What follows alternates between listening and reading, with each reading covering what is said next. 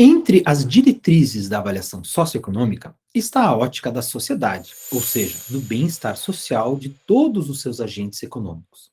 A diretriz de eficiência e avaliação de custo de oportunidade requer conhecer as modificações que o projeto se propõe a realizar no excedente social.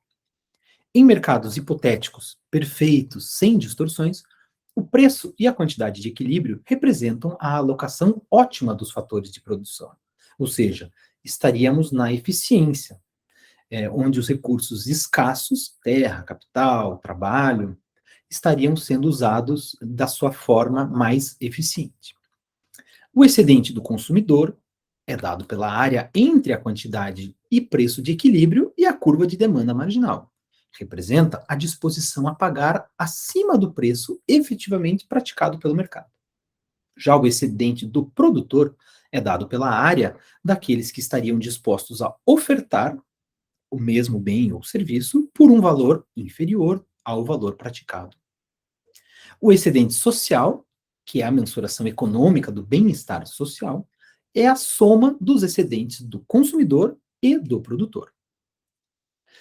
Para derivar a correta avaliação da viabilidade socioeconômica de um projeto, é fundamental que todos os custos, benefícios e externalidades estejam valorados por seus preços sociais. Eis que isso não ocorre na prática, porque os mercados imbutem distorções que distanciam os preços de mercado, que são observados, dos preços sociais, que refletiriam a melhor alocação de fatores de produção sob a ótica da sociedade como um todo. São várias as fontes de distorções de preços de mercado. Pode-se citar a primeira delas, a concorrência imperfeita, por conta de estruturas de mercado. Mercados em que o setor público e ou operadores privados exercem poder, né, de preço sem contestação. São monopólios ou oligopólios. Subsídios ou tarifas administradas, oferecidos por questões de modicidade, equidade ou outras considerações políticas, também geram tarifas que não refletem o custo de oportunidade dos insumos. Também geram distorções de mercado. Outra grande fonte de distorção de mercado é a inclusão de componentes fiscais. A maioria dos preços de mercado incluem componentes fiscais, como impostos diretos, impostos indiretos, tarifas de importação, impostos corretivos e etc.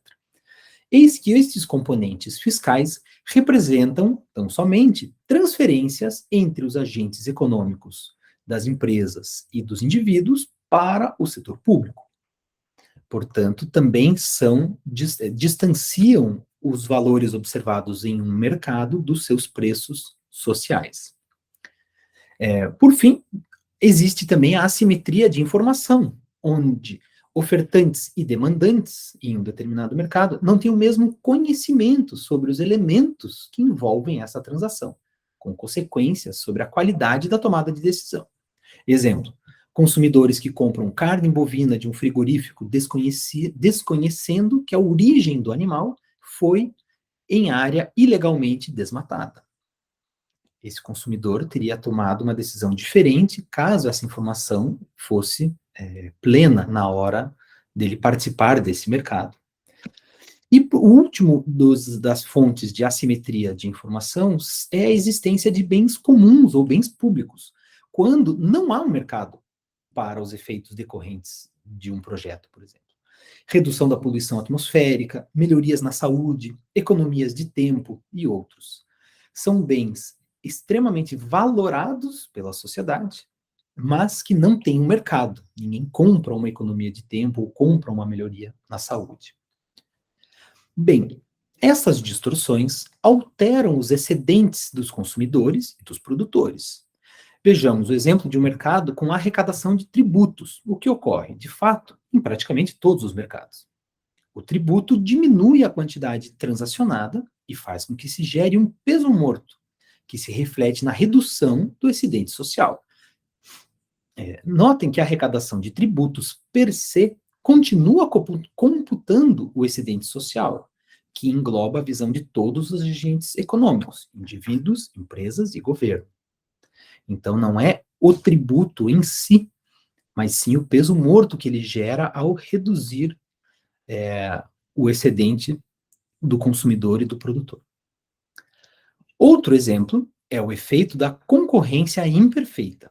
Em uma situação de monopólio ou oligopólio, os ofertantes maximizam o seu retorno privado em vez do retorno social, o que pode levar a excedentes sociais menores, ou seja, subótimos. Em alguns casos, as distorções de mercado não geram apenas alocações ineficientes de recursos, mas podem levar a resultados socialmente indesejáveis. Vejamos o exemplo de um mercado de cigarro, desmatamento, poluição, seja poluição hídrica, poluição atmosférica, poluição por resíduos, etc. Geralmente, o custo privado de se poluir é mais baixo que o custo social, pois a diferença de custos não é internalizada pela transação. Essa diferença faz com que o consumo desse bem ou desse serviço seja maior do que é socialmente ótimo. Os custos sociais são extrapolados dessa relação via gastos com saúde pública, com menor produtividade do trabalho, com perda de serviços ecossistêmicos, com doenças respiratórias ou mudança do clima, etc. Esse é o conceito das externalidades.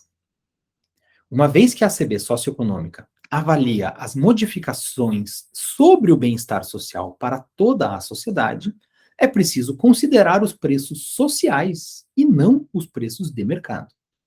É por isso que a ACB realiza a valoração dos custos e dos benefícios, incluindo intangíveis, e das externalidades, os efeitos externos de um projeto, de acordo com os seus custos de oportunidade sociais. Quando existem mercados para os insumos e os produtos a serem incluídos na ACB, é preciso corrigir os preços observados, os preços de mercado, para preços sociais, ou ainda, como são chamados, os preços sombra, que procuram corrigir as distorções e atribuir a um bem ou um serviço o seu verdadeiro valor à sociedade. Como regra geral para a correção das distorções, temos que devem ser excluídos da ACB todos os pagamentos de impostos e encargos incidentes nos itens de custos de implementação do projeto, bem como nos custos de operação dos empreendimentos. Sobre os preços de insumos do projeto, devem ser corrigidos os efeitos de impostos diretos e indiretos incidentes, como, por exemplo, o IPI e o ICMS. Sobre os custos com mão de obra, devem ser eliminados os efeitos da tributação da renda e do desemprego ou subemprego, mantendo-se, entretanto, os encargos, que representam benefícios salariais diferidos. Para os preços, exemplo, tarifas, utilizadas como proxies ou como aproximações para o valor de insumos relevantes do projeto, devem ser excluídos os efeitos de subsídios ou transferências efetuadas por entidades públicas, como contraprestações e aportes públicos. A conversão dos preços de mercado de insumos em preços sociais parece complexa, mas pode ser realizada pela aplicação de fatores de conversão. Estes fatores fazem parte do catálogo de parâmetros publicado em conjunto pelo IPEA e pelo Ministério da Economia. Esses fatores são definidos como o quociente entre os preços sociais e preços de mercado. Dessa forma, sua utilização é muito facilitada, bastando realizar a multiplicação do preço de mercado pelo fator de conversão. Se o fator de conversão for menor do que a unidade, então o preço observado a mercado é superior ao preço social, devido a impostos e outras distorções de mercado que se acrescentam ao valor social marginal do bem e resultam em um preço de mercado mais elevado. Se o fator de conversão, por outro lado, for menor do que a unidade, então o preço de mercado observado é menor que o preço social. Na ausência de evidentes falhas de mercado, os fatores de conversão devem ser iguais à unidade.